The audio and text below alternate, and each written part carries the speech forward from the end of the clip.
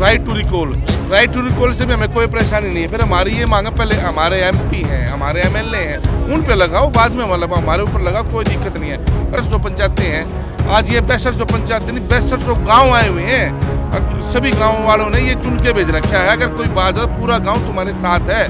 और सरकार की बात, सरपंचों की बात नहीं मानेगी सरकार, तो सरपंच आके उसका रिजल्ट दिखा देंगे। माननीय मुख्यमंत्री महोदय से हाथ जोड़े विनती है, सरपंचों की बात को मानो। हम अपना एक्ट के अधिकार की लड़ाई लड़ रहे हैं, कोई किसी का हम कोई हंगा नहीं कर रहे। फिर प्रशासन ने अपना लाठीचार्ज कर दिया, उसमें कम से कम एक आदमी तो पता नहीं गुजर लिया, 50-60 आदमी सीरियस हैं, किसी भी टाइम कुछ भी हो सकता है। ई टेंडर से गाँव में विकास संभव नहीं है।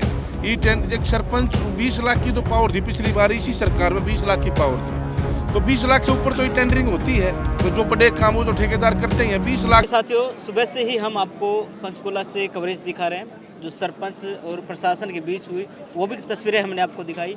जो अब फैसला क्या लिया गया है, इसी को लेकर जो कॉल दी गई थी कि वापस उसी जगह पर तमाम सरपंच बैठेंगे जब तक उनकी बातें नहीं मांग पूरी नहीं हो जाती। तो कुछ साथी हमारे साथ हैं। भाई साहब बराबर। सभी दर्शकों नमस्कार। अपना परिचय दीजिए। क्या है परिचय? रोहतक जिला सरपंच महम ब्लॉक सरपंच मदीना प्रतिनिधि। मदीना से हो जी आप? जी सर। तो अभी क्या बातचीत हुई है आपसे? अभी कोई बातचीत नहीं हुई है। मैं इस चैनल के माध्यम से माननीय मुख्यमंत्री मनोहर लाल जी से हाथ जोड़कर विनती करता हूँ, माननीय मुख्यमंत्री साहब, ये पूरा हरियाणा की सरदारी हर एक सरपंच गाँव ने चुन के भेज रखा है। पूरा मान सम्मान के साथ सरपंच चुन के आता है। एक छोटी सरकार बोलते हो आप, एक छोटी सरकार है। इस सरकार के साथ इसी दुर्गति तो ना करो जो सरपंच रोड पे बैठे। भाई साहब कैमरा घुमाओ एक साइड में, सरपंच कैसे रोड पे बैठे हैं, ऐसा काम तो मत करो। हमारी माननीय मुख्यमंत्री महोदय से हाथ जोड़े विनती है, सरपंचों की बात को मानो। हम अपना एक्ट के अधिकार की लड़ाई लड़ रहे हैं, कोई किसी का हम कोई हंगा नहीं कर रहे। 73वें संविधान की एक्ट की पावर अधिकार, उस लड़ाई लड़ रहे हैं। भाई हमारी जो पावर है, जो ग्रामीणों ने चुन के भेजें ताकि गांव में विकास कार्य हुए। 23 ऐसे संविधान है जो कि पावर है, वो पावर सरपंच को दी जाए। तो इलेक्शन नहीं कराना चाहिए था। बिल्कुल ऐसी दुर्गति, सुबह से बैठे हैं, कम से कम मतलब 2 से 3 आदमी घायल हो लिए। अभी जो लाठीचार्ज हुई थी उसकी वजह क्या रही?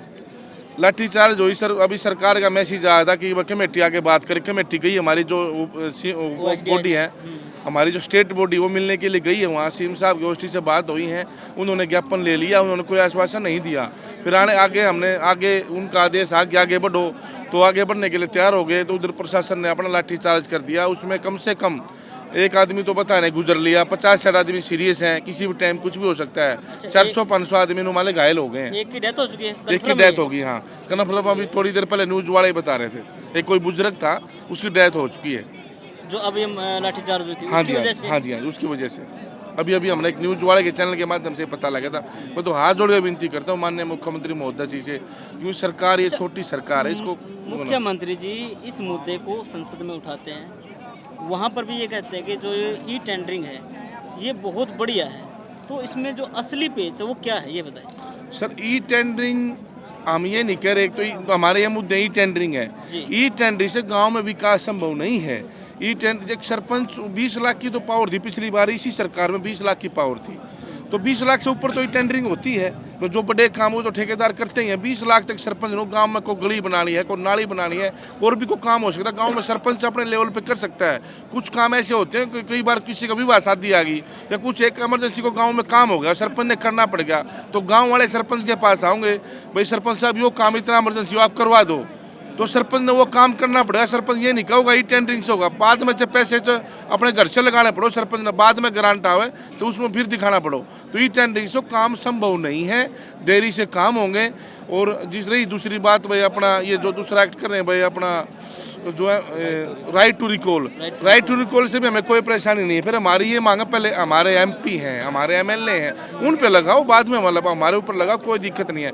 और कोई भी सरपंच गलत काम करेगा वो तो सजा उसको मिलेगी। तो ई टेंडरिंग से, हमारी ई टेंडरिंग से सरपंच की जो पावर है ना, जो एक्ट की पावर है, वह खत्म हो रही है। ई टेंडरिंग से अधिकार, अपना अधिकार मांग रहे हैं सरपंच। राज मंत्री हैं, वो भी पल्ला झाड़ चुके हैं कि ये वापसी नहीं होगा, सीएम साहब भी पल्ला झाड़ चुके हैं, तो अब ऐसे में आपका अगला कदम क्या होगा?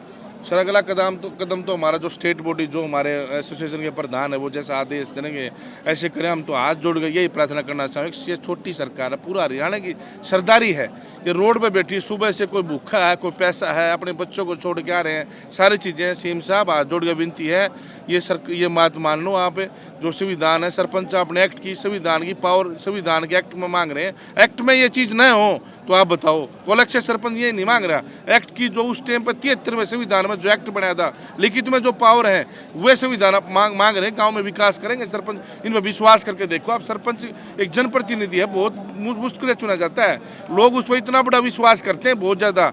जितनी भी सरदारी आया, ये मत मानो, अब 6200 पंचायतें हैं, आज ये 6200 पंचायतें नहीं, 6200 गाँव आए हुए हैं। सभी गाँव वालों ने ये चुन के भेज रखा है, अगर कोई बात है पूरा गाँव तुम्हारे साथ है। अगर ये सरकार नहीं मानी तो हमारे गांव भी उठ के आने के लिए तैयार हैं। तो बिल्कुल हाथ जोड़ के विनती है, बात मानना बहुत ज़रूरी है, ये बात मानो ताकि लोगों का समाधान हो, लोग गांव में विकास कार्य कर सकें। 2 साल पहले गांव में विकास कार्य नहीं हुए, उस टाइम पे इलेक्शन लेट हो गया। अब सरपंच चुन के आए हैं, बड़े मुश्किल से लोगों ने विश्वास जताया, लोग अपने काम नहीं कर पाए, लोग उनके पास घर पे आ रहे हैं। तो हाथ जोड़ के विनती है माननीय मुख्यमंत्री महोदय जी से, ये बात को माने ताकि लोग गाँव में विकास हो। आपका बहुत बहुत धन्यवाद रहेगा। अभी जो सरकार का रवैया है तमाम सरपंचों को लेकर, 1 साल बाद चुनाव होंगे, तो क्या ऐसे मौके में जो इस तमाम सरपंच यहाँ पर पहुँचे वो सरकार के साथ हैं?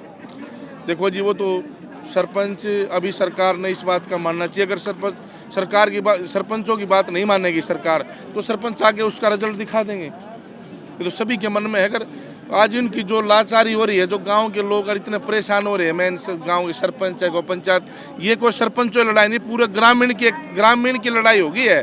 इसमें मनरेगा, उसमें जो मांगे दी है ना, उसमें मनरेगा की मांगे दी हैं। पहले 300 रुपये मनरेगा की दिहाड़ी, 600 रुपये वो मनरेगा की मजदूर की भी मांगे हैं, गाँव हित की मांगे दे रखी सारी, जो बढ़नी चाहिए। सरपंच साहब, कहीं ऐसा तो नहीं कि जब हाल में अभी चुनाव हुए हैं, जो नए सरपंच बने हैं, एक अच्छी खासी रकम लगाने के बाद कि उनका जो भरपाई नहीं हो पा रही, इसके लिए ये सब कर रहे हैं? ऐसी मंत्री कोई देवेंद्र बबली जी चोर बता रहे हैं। देखो जी, ऐसी कोई बात नहीं है। ठीक है, देवेंद्र बबली जी मंत्री को, सरपंचों को चोर बचा रहे, वो गलत बात है। एक सरपंच तो एक बड़ा संविधान का पद है। गांव ने सरपंच गांव का मुख्यमंत्री होता है, 3 ही पद है, सरपंच, गांव का मुख्यमंत्री, फिर मुख्यमंत्री, प्रधानमंत्री। ऐसी कोई बात नहीं है। सरपंचों पर विश्वास जताओ। सरपंच ने बड़ा संघर्ष से अपने गाँव में लोगों की छवि, जिसकी छवि है ना, गाँव उसी को सरपंच बनाता है। बड़ा सोच समझ के सरपंच बनाता है गाँव। सरपंच तो सब चाहते हैं वो भी भाई बन जा, वो भी बन जा। गाँव बिल्कुल उसका निचोड़ करता है, उसके परदादा पुरानी भी देखते हैं भाई वो किसका लड़का है, उसके दादा क्या नाम, उसके दादा क्या नाम, उसकी छवि कैसी, परिवार में छवि कैसी है, बड़ों का रुतबा कैसा रहा है। तो गांव में जो सरपंच चुने जाते हैं, बड़ा नीचे से पड़पीढ़ी से नीचे से उसका रिकॉर्ड उठाते हैं गांव वाले, इनका परिवार कैसा रहा है। अगर इसको जिम्मेवारी मिल गई, गाँव में निभा सकता है भाईचारा, 36 बरादरी का भाईचारा, उसको खुश रख सकता है, सबका मान सम्मान रख सकता है, तो उसको सोच समझ के सरपंच बनाया जाता है।